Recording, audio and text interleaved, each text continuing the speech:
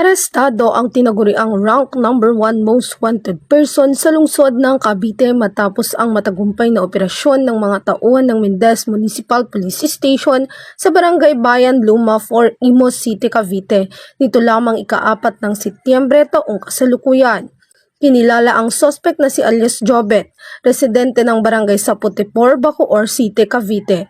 Ang operasyon ay isinagawa sa bisa ng warrant of arrest para sa paglabag sa Republic Act 9165 o ang Comprehensive Dangerous Drugs Act of 2002 na may kaukulang piyansang nagkakahalaga ng 120,000.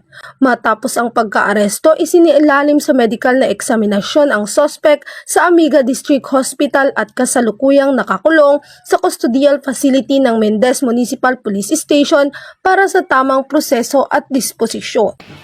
Mula dito sa PRO Calabarzon, ako ang inyong Police News Network Correspondent, Patrolwoman Pisel May T. Urbano, alagad ng batas, tagataguyod ng balitang pulis.